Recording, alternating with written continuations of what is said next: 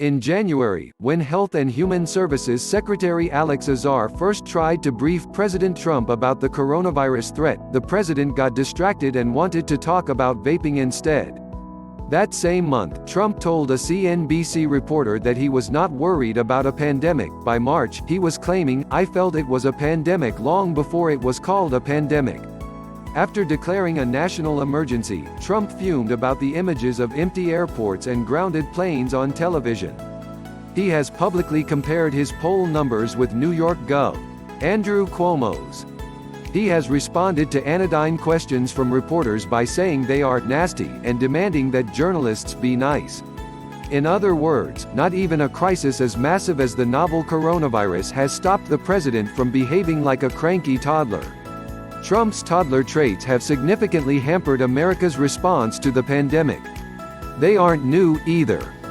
In the first 3 years of his term, I've collected 1,300 instances when a Trump staffer, subordinate or ally, in other words, someone with a rooting interest in the success of Trump's presidency, nonetheless described him the way most of us might describe a petulant 2-year-old. Trump offers the greatest example of pervasive developmental delay in American political history. The elevation of a toddler to the Oval Office intersected with a trend that predates Trump and has made the problem worse: the increasing agglomeration of power in the hands of the president. In the half-century since Watergate, presidents from both sides of the aisle have beaten back formal and informal constraints.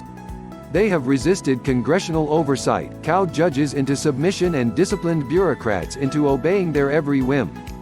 Increasing political polarization has facilitated presidential power grabs by enervating congressional oversight, increasing the political loyalty of cabinet officers, and eroding the norms and unwritten rules of the presidency.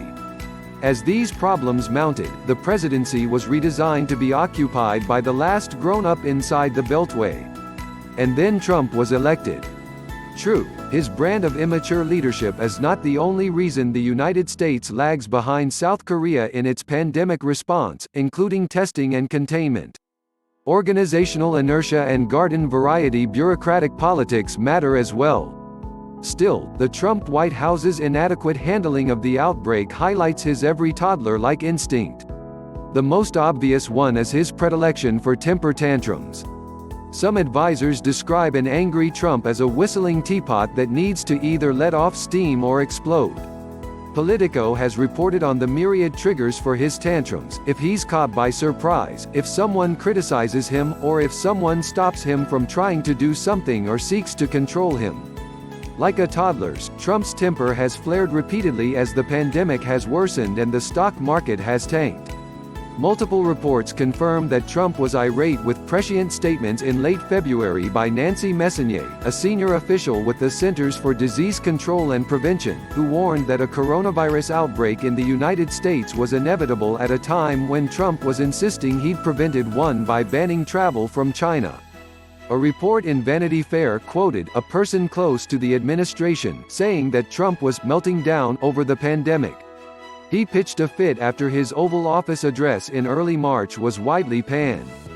His temper has acted as an obvious deterrent for other officials to contradict Trump's happy talk about the pandemic. In early March, Defense Secretary Mark Esper ordered his overseas commanders not to take any action mitigating the coronavirus that might surprise the president. For Trump's staff, crisis management revolves around managing the president's temper, not managing the actual problem. Trump, like most toddlers, also has poor impulse control. Some White House advisors reportedly refer to it as the shiny object phenomenon, his tendency to react to breaking news rather than focusing on more important issues. This is a problem for competent governance. As White House counselor Kellyanne Conway noted back in 2017, the hallmark of leadership is a deliberative process, not an impulsive reaction.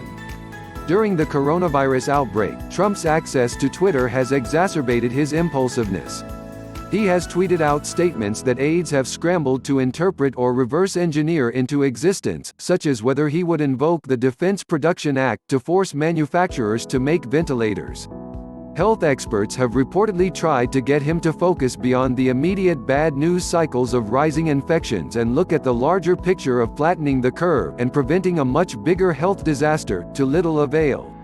Maryland Gov. Larry Hogan, R., complained on the record about Trump's erratic public statements, noting that he at times just says whatever comes to mind or tweets, then someone on TV is saying the opposite.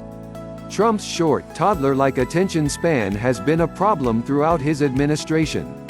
One former high-ranking government official told me that a 45-minute meeting with the president was really 45 different one-minute meetings, in which Trump would ask disconnected, rapid-fire questions such as, "What do you think of NATO?" and "How big is an aircraft carrier?"